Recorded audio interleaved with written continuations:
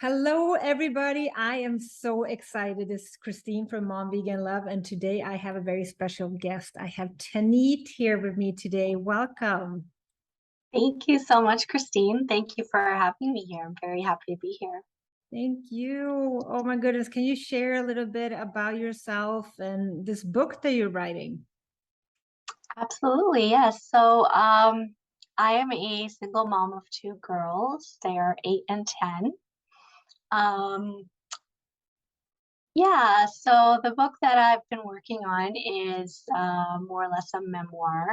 It's a collection of short stories, nonfiction. And what the stories are about are my memories and experiences with alcohol.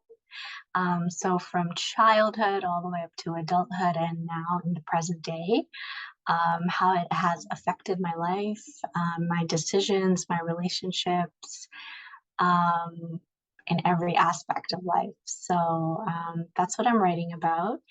What inspired me to kind of get this out there was because a year ago my husband passed away from alcoholism, just 2 days before his 37th birthday.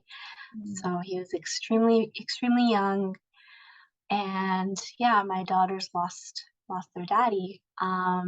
And it's important for me to talk about this with them because it's not something that was talked about when I was growing up, and I kind of just had to navigate the world of addiction without really understanding what it was or why it happened. And I think having that open communication with my daughters is going to really change the path for them growing up, and their understanding of why this happened to their dad and how we can prevent it from happening to them. And essentially breaking that cycle because it is like a cultural, generational cycle of addiction. So that is what I'm working on right now, and it's really for them and for me too. Yeah, Oh, that's so beautiful. I'm sorry for your loss. thank you. Yeah, Thank you. I'm glad you're trying to shift it and turn into something positive. But yeah, I'm sorry. Yeah. Yeah, thank you. That's really all we can do with these kind of not so happy situations. We have to find the light in that, and yeah, and just go from there really. I can't really you can't really stay in the dark for too long because it's not a great place to be. Yeah. How long were you and your husband married for? So we had been married, it would have been almost 10 years that year. We were also separated at the time too, because of the relationship dynamic, like with him having his drinking issues.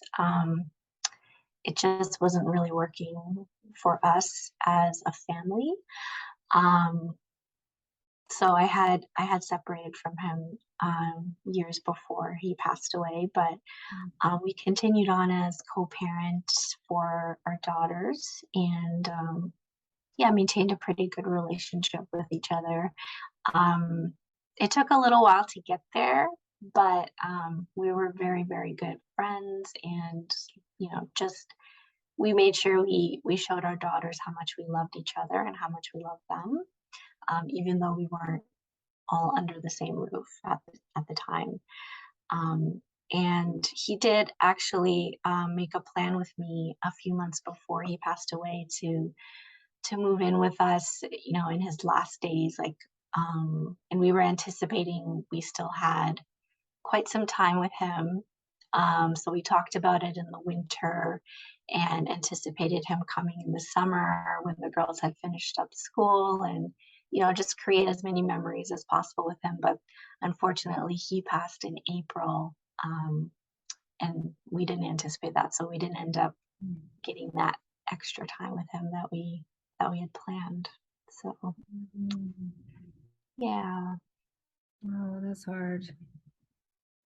Hmm. It is, yeah.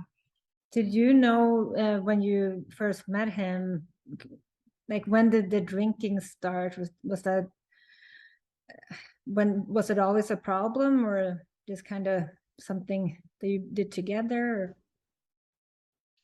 Yeah, so when we were dating, I did know like he enjoyed drinking socially, as did I. If someone offered me a drink, I always said yes. And so I knew he had a love for drinking after work, like in the evenings. I didn't see it then as anything to be worried about or anything to be concerned about, um, until we got married and I saw the frequency of it and the amount of it, the amount that he was drinking. Um, and that's when I started to get a little bit nervous, because it also affected his personality as well. Um, he wasn't necessarily the nicest person when he was drinking. And it also took time away from me, like because he would want to drink with his brothers or his dad. When we got married, I moved in with his family, um, and it was kind of like their family thing to do together. So um, I felt like I was suddenly kind of an outsider. I was also pregnant, so I wasn't drinking with them.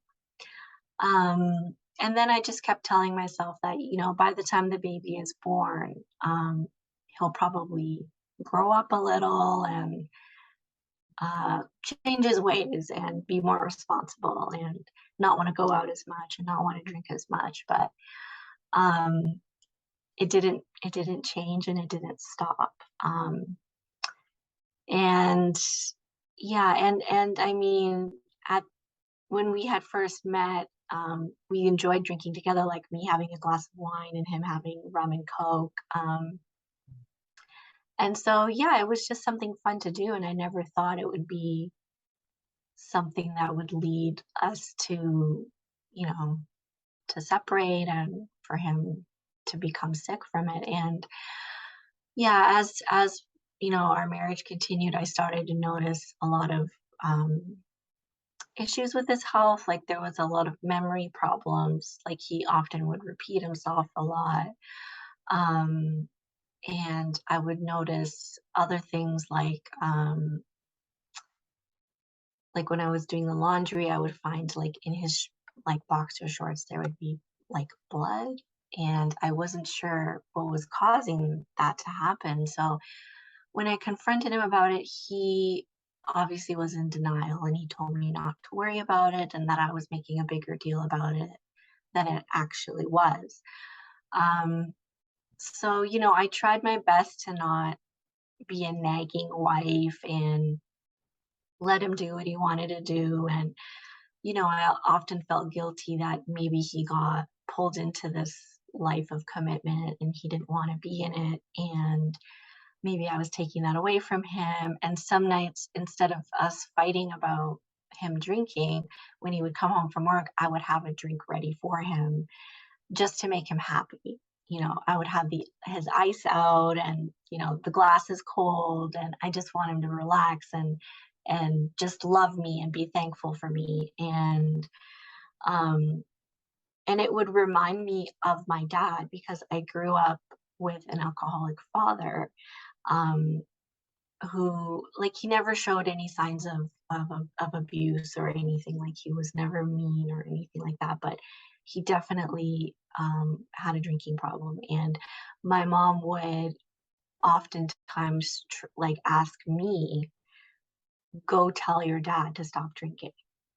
And as a child, like I just saw it was this big problem and it was causing problems. I didn't know why it caused a problem, but I just knew when daddy drinks, he becomes like a different person and it makes mommy mad. And I didn't want it to become like that for me and my husband Andrew. So, sometimes I would just kind of let it happen, and just because I wanted peace and I just wanted things to be normal between us again. Um, but I noticed,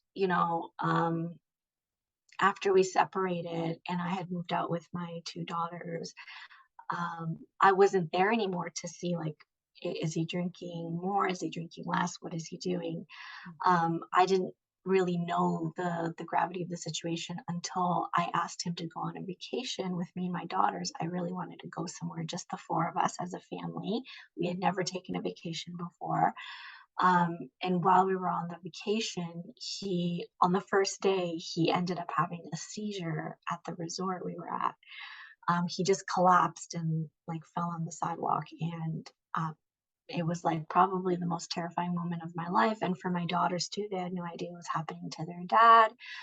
And that's when I realized, like, he was not drinking enough water at all. In fact, there was no water in his system. He was severely dehydrated. It was just alcohol in his system. He was barely eating. So that's when I realized, maybe for me, this is the first time seeing him have a seizure, but this could have happened to him when he was alone. Um, and he like forbade me to tell his family, like, please don't tell the guys, please don't let any of them know. Um, and so I didn't tell them, even though I really wanted to. Like, I was actually, even though I was terrified, I was actually angry at him that he let this happen. And I was like, in that moment, I thought, like, when he had fallen down and had the seizure, in my head, I thought, you better not die on me today. Like, my daughters need their dad. And it was just like heartbreaking for me. And um, that's when I knew like things were taking a turn for the worse for him. And it was just, I guess, a short while after that when doctors had told him, like, you only have a certain amount of time left. And he didn't tell me. I found out much later. I know he didn't want to worry me, but he did keep me up to date on his doctor's appointments. He was going to the hospital often. The doctors told him that he would not be like he's not eligible for a liver transplant unless he stops drinking for 6 months straight. And he tried very, very hard, but because he moved out from the home we were living in together when we were married, he left that home, we sold it, and he moved back in with his family. And there he was surrounded again by that same environment of the everyday drinking. And he confided in me that, it's very hard for me to be here with them. Like, even though he loved his brothers and his family so much, it's very hard for him to see them, like, wake up and just have a beer and continue drinking throughout the day. And meanwhile, he's trying so hard to avoid it. Um, and with addiction, you can't just stop. Like, there's withdrawals and there's a whole bunch of stuff that your body goes through. So he was taking medications to help, like, offset the cravings and things like that. And, trying to eat healthy and, drinking smoothies and just trying his best. But, yeah, in the end, it was too late for his body. Like, his liver did not recover. And yeah, so that was his journey. Like, he did start drinking from an earlier age because of the culture, like the family cycle as well. Like, he saw it happen in the family, and that's what he grew up thinking it was okay to do, and that it was absolutely normal, and it was just like, a fun way to wind down. And he also said it was like his nightcap, like it helped him go to sleep, even though it didn't actually help him sleep. So yeah, it was kind of like, when coming in from the outside, I thought, this is a cycle that I need to break. Like, I need to be the first person to just stop it. Um, and maybe if I didn't become a mom, I wouldn't have really gained that strength, I don't think. But because I had these two little girls, I knew, like, I have to take a stand. And I wish I could have done more for him, because when he passed away, I just felt so guilty. Like, there was so much guilt. And I guess that's a part of grief that you just kind of have to go through. and I still sometimes it still comes back in little, like it'll just, like, peep its head in and make me feel really guilty and say, "If you hadn't left, maybe he would be okay," but I can't go back in time, and I know I tried my best for Mm. him, and, I know he knows that as well. So, yeah, it was quite a journey. Wow. Yeah. Wow. Have you been getting any support? Like, did you go to Al-Anon or anything like that?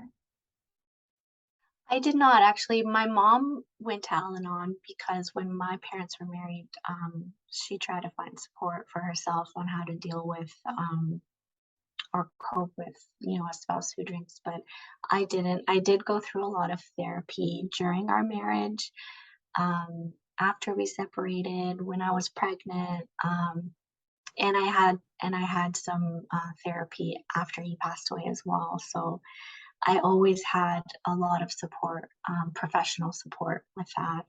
I also read a lot and did tons of research on alcoholism and um, even like, um, being in abusive relationships, like the difference between alcoholism and abuse and, which comes first or do they go hand in hand and like a lot of different things that I looked into. So yeah, I definitely had support and I supported myself as much as I could as well.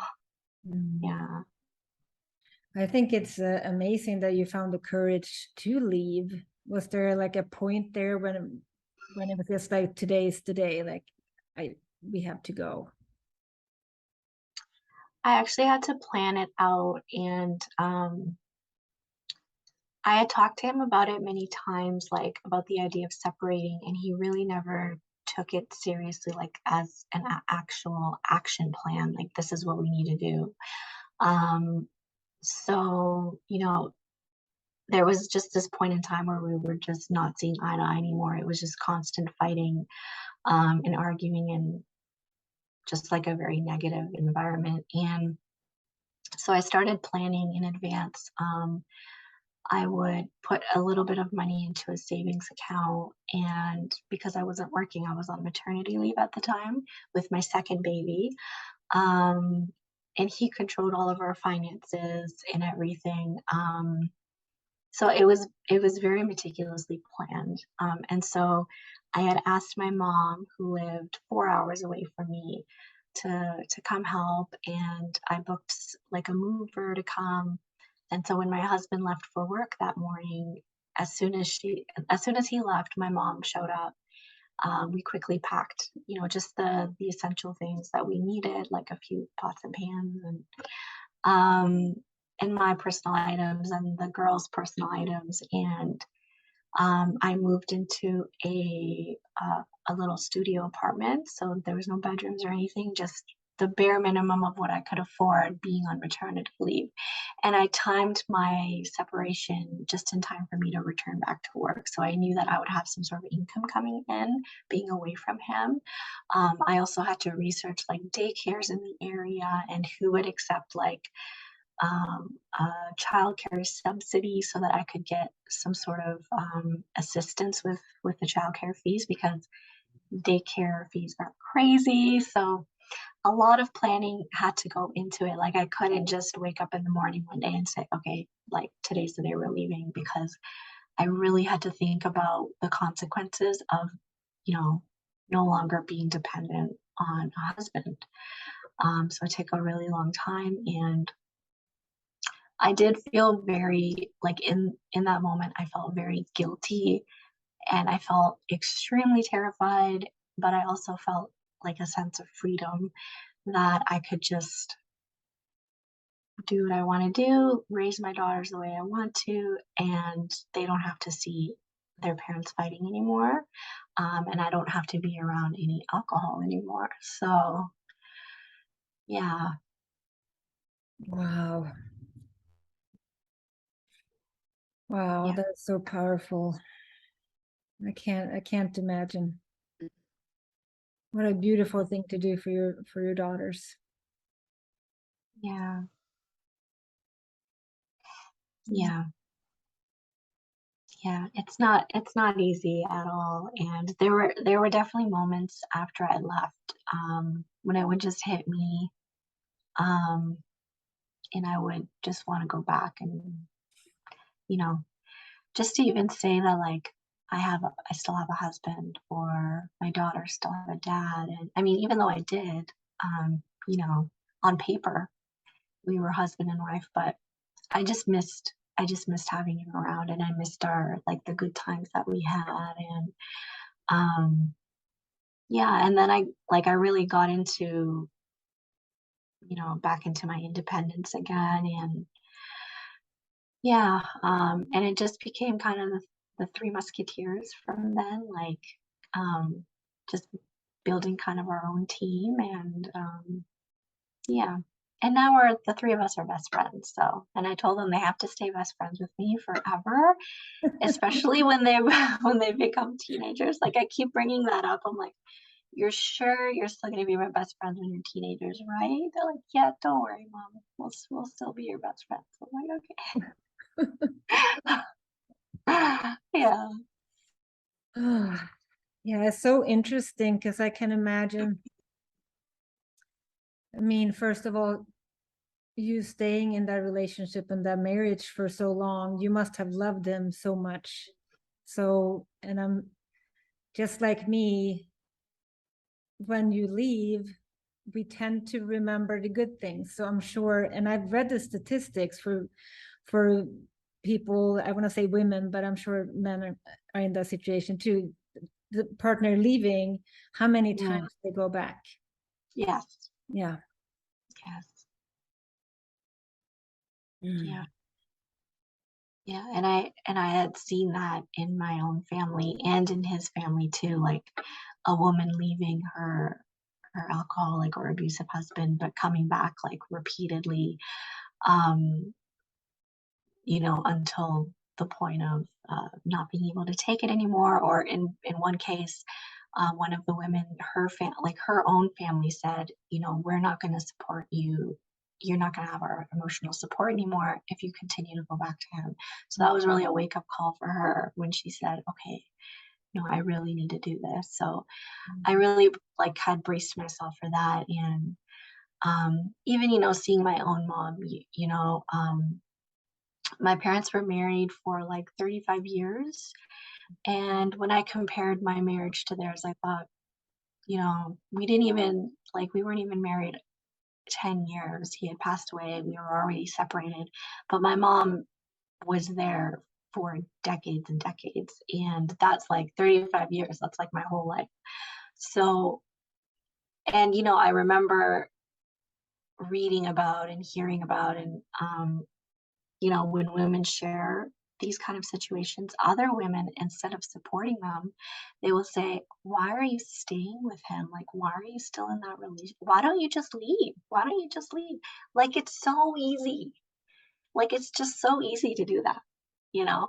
Um, and it takes courage and bravery and strength to stay in that marriage. And, you know, um, no one should ever judge someone for staying in that kind of relationship, because you don't really know what's going on. And sometimes, in some cases, partners can be very manipulative.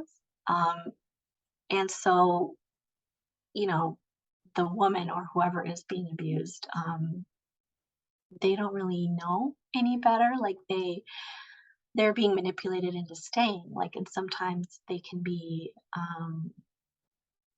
you know, what's the word I'm looking for? Okay. They can be threatened.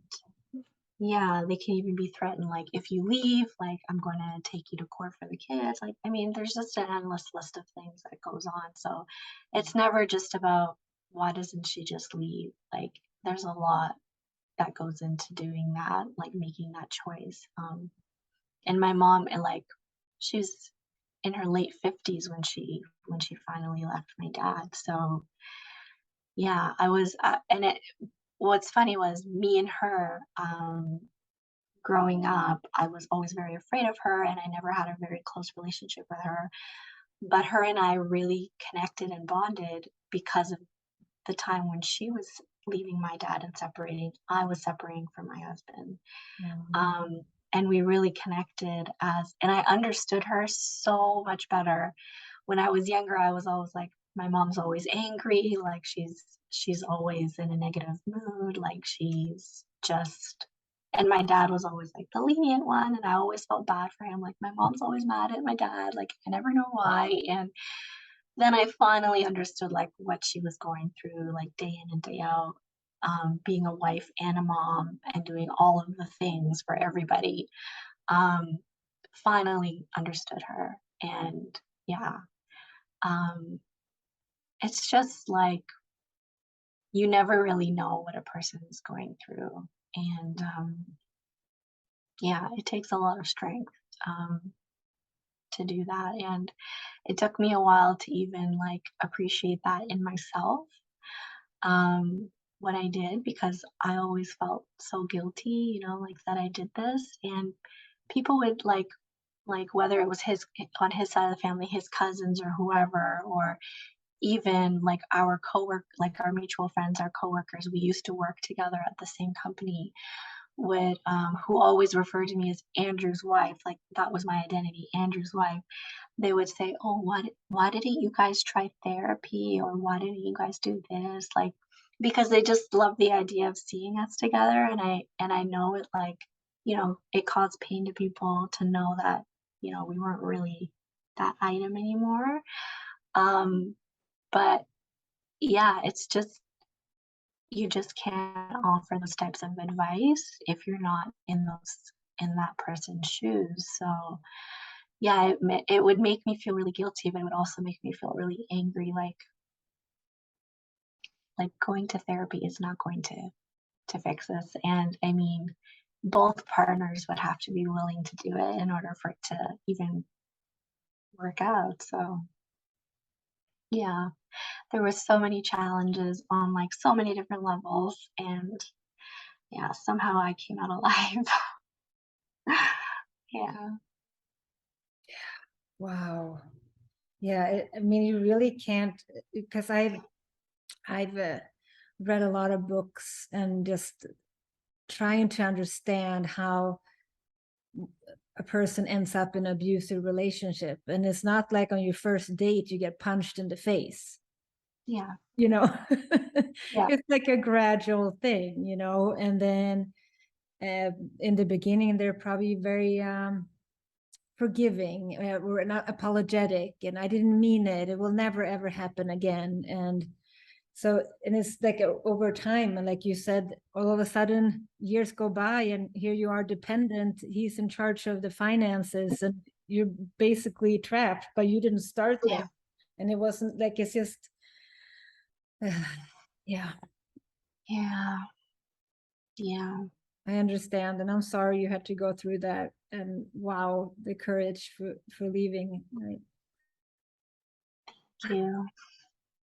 And you're saying you're communicating with your daughters about this, and Yes, yeah. yes, for sure. Yeah. When it first happened, I didn't really go into so many specifics. They knew that he was sick. Um, and my eldest daughter was very, very attached to him. Um, and she had a lot of questions like, did he have enough doctors? Did the doctors try everything they could? And um, yeah, and so I just had to tell her, yes, they did do everything that they could, and he was just too sick. Um, and then as the months went by, they started asking more questions, like, and it would just be out of nowhere. We're like getting ready for bed, or I'm washing the dishes, and they just come up and ask, like, so how come you and daddy got separated? Like just out of nowhere. Like, and I'm like, okay, it's really interesting that this is like on your mind. And so I just asked them, what are you thinking about, and what brought this question to your mind? And I know to be 100% transparent with them about why we got separated and what was going on.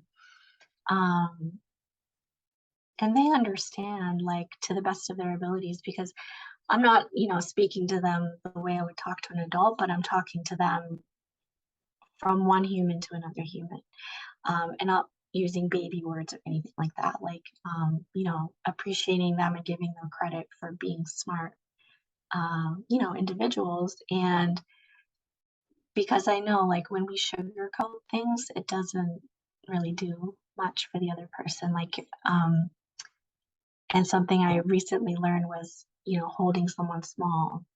Um, that's not something that I want to do with my daughters. Um, and I know they're still young, and you know, like, I even think back to when Andrew had his seizure. They had so many questions that very night when we finally came back from the hospital. They said, "Daddy, why did you fall down?" Before I could answer, he said, "I tripped over a rock." And Mhm. I just stopped and said, uh, okay, but, and he looked at me and he gave me one of those looks like, you better keep your mouth shut. He didn't want them to know what had happened, and which I can understand. Like, you don't want to scare anyone. You don't, especially with your kids, you don't want them to know you have a problem or that something's wrong. And they were very young at the time, so they wouldn't have understood what a seizure was, anyways. But like that sort of thing, at least now my daughters are 10 and 8. They know what alcohol is. They know what alcoholism is and addiction, because I'm open enough to talk to them about it. And I trust that they take this information as just information, like this is just like if we were to open up a book and read about it. I'm telling you, this is what daddy went through. This is what my daddy went through and is still going through. And I even told them, when I would want like a glass of wine, why am I going to have a glass of wine? And what is it going to make me feel?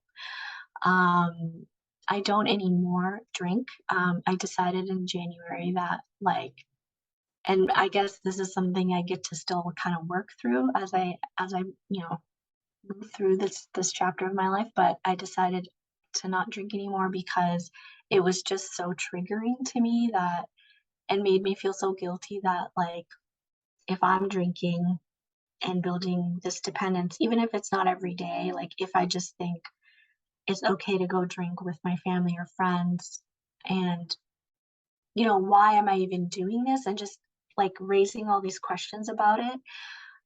And I couldn't come up with a reason as to why I wanted to. Um, and so I thought, I just want to be healthy for me, and I just want to be healthy for my daughters, and they deserve for me to be as healthy as possible, because I don't want anything to happen to me, like that. So yeah, I'm just as open as possible with them and answer as truthfully as I can, not like really oversharing information where to the point where it's going to confuse them or where it's too much for them to handle, but just enough so that they understand and that their question is answered. So yeah, and that, learning from my experience as a child, not having any communication with my parents, led me to, like, never use my voice ever in any situation. Like, I would literally always write people letters or emails if I had to, like, get something off my chest. And that's where writing came from for me too, was like I never talked about anything. Like, I always had to write it down. And then it kind of became like kind of a family joke, like, oh, if you need to find something out from Taneet, like, you'll probably just get a letter on your pillow or something. Like, they'll still joke about that to this day. Because that's how it was. And so I don't want it to be that way with my daughters, where they feel like they're scared to talk to me about something, even if it's uncomfortable, or if they think I'm gonna be upset by it. Like, I make it known to them, like, you can talk to me about anything, you can ask me anything, um, and they know, and so that just makes our relationship, that much stronger. So I hope they'll appreciate it as they grow up too. Oh, I'm sure. I'm sure they will. That, Yeah. yeah, communication wasn't really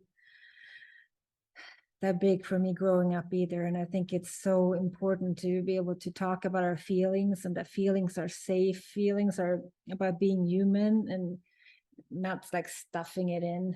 Just it's Mhm. safe to feel. There's more feelings than contentment, you know. We Yes. get to share. Yeah, for sure. Yeah. Talk. Yeah. So beautiful.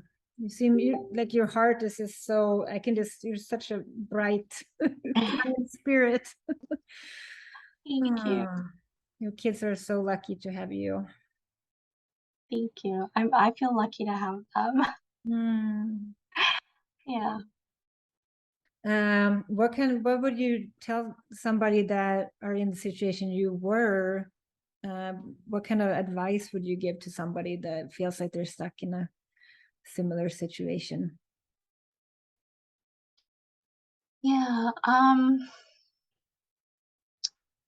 would tell them, it is hard and it does feel like you're stuck, but you're never stuck in one place for too long.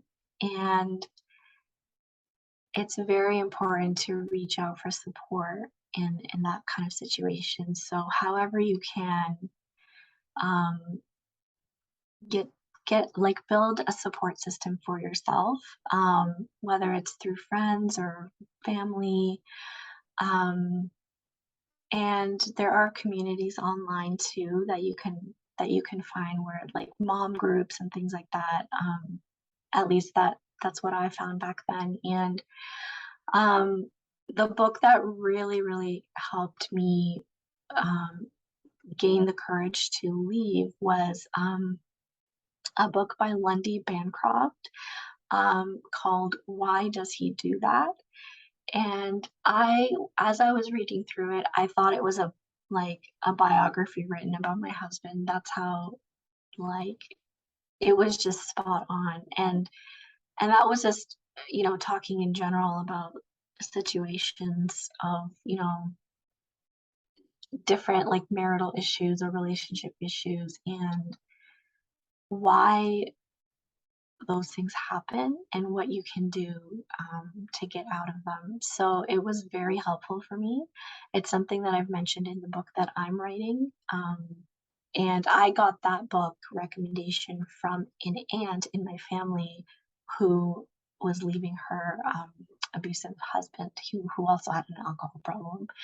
Um, but yeah, there's a lot of resources out there, including me. um, and you will never be stuck there for forever. And just know that as much as you want to change someone else, they have to want to be the one to change. It's a very sad truth.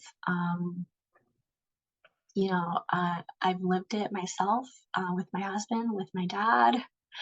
Um, and you can't change other people. You can't make them want to be healthy.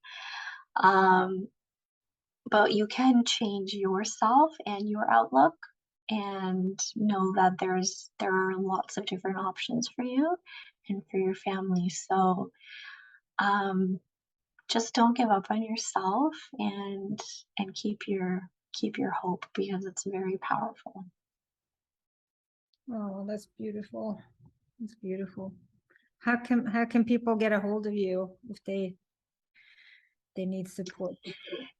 Well, it's very easy to find me. I have a nice long social media handle, which is Writings for My Daughters, all one long word, Writings for My Daughters, which is my Instagram handle. Or you can even find me on Facebook under Taneet Grewal. And I have a website, which is, just a blog of my thoughts and I call it like a motherhood memoir, which is writingsformydaughters.com.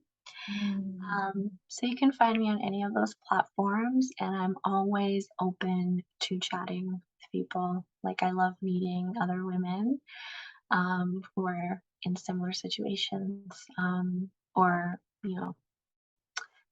whether it's about alcohol addiction, abusive relationships or even trying to navigate a really unique grieving situation like mine. Yeah, I'm open to talking about all of it. So, Mm.